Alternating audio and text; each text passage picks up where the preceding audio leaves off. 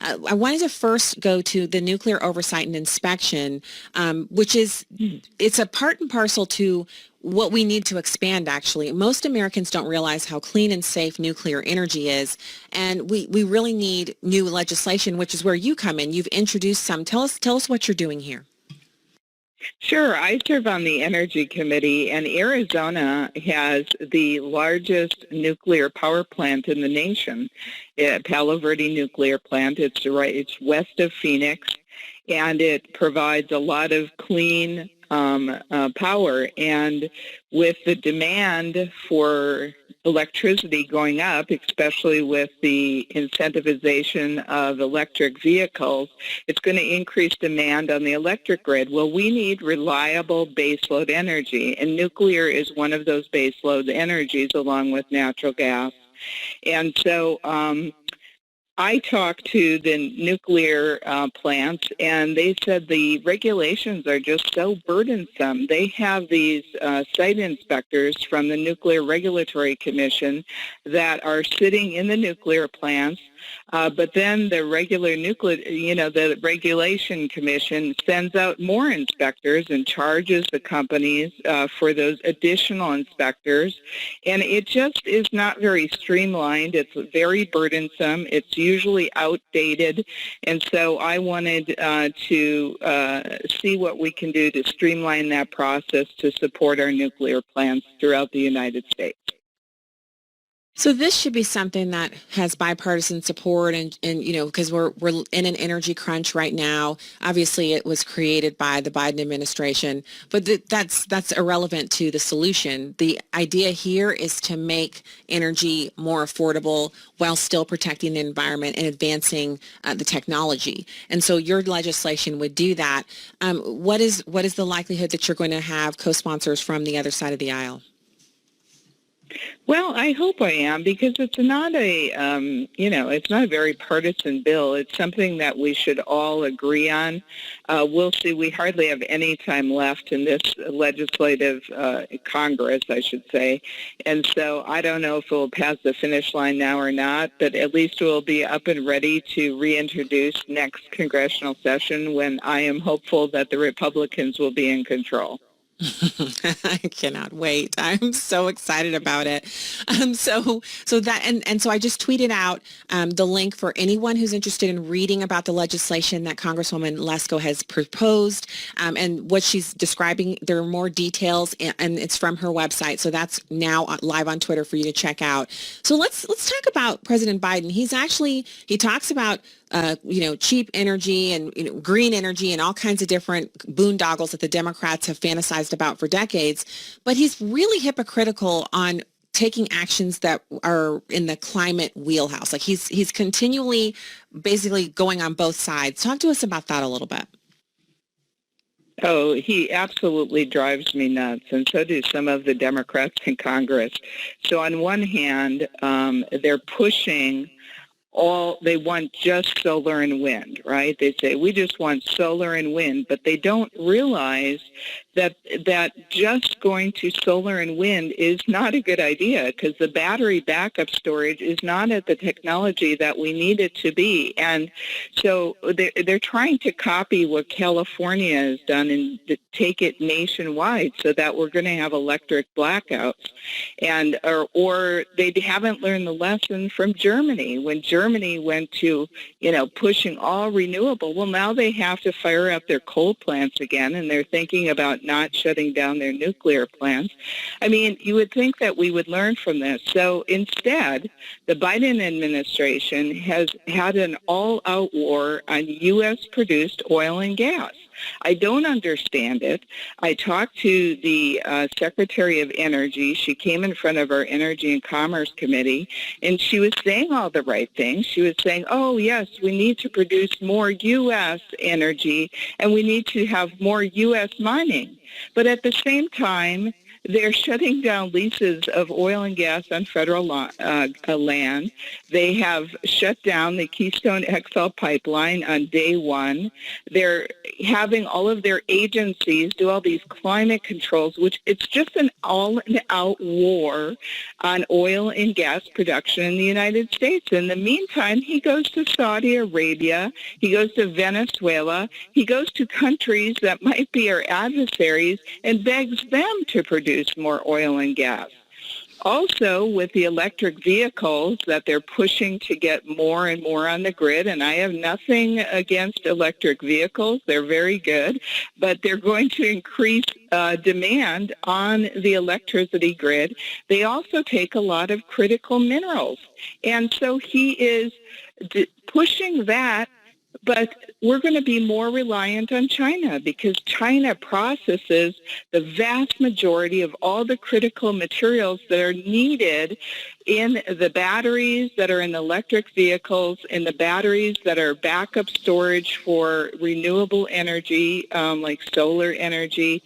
And he shut down mines in the United States, including a mine in Arizona. The Resolution copper mine is ready to go. The Trump administration gave it the green light. It could produce 25% of all the copper that's consumed in the United States. And he shut it down in less than 2 months that he got in office. So he says one thing, he does another. It's very frustrating, and he is ruining our economy by making our gasoline prices go up, by making our electric prices go up.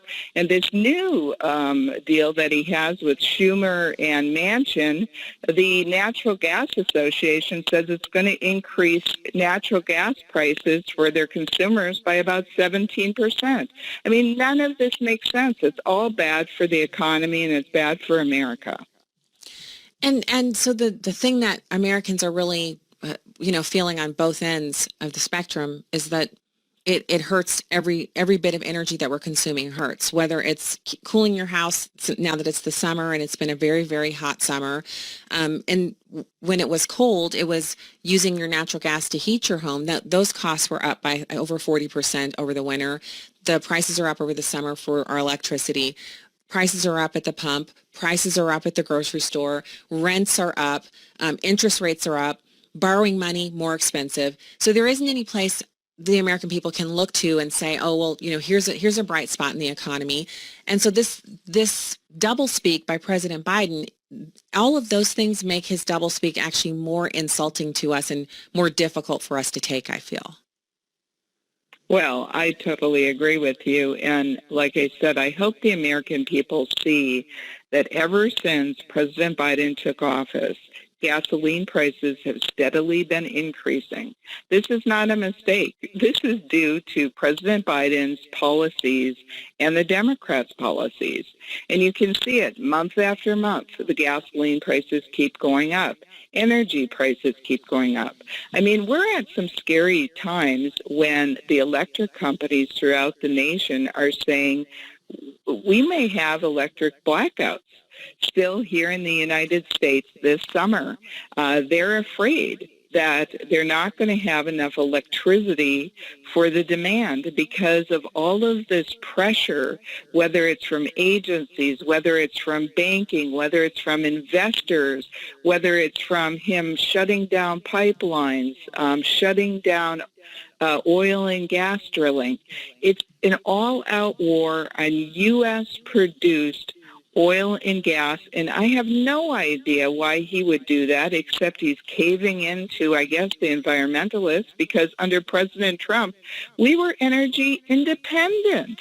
Everything was going great under President Trump, and in this short time since Biden has taken office, everything has gone down the tubes, like you said, whether it's prices that are going up on groceries, gasoline, energy prices, electric prices, or the border is wide open, crime is going up. I can't think of one single thing that has gotten better under the Biden administration. I can't think of one single thing. It's all gotten worse.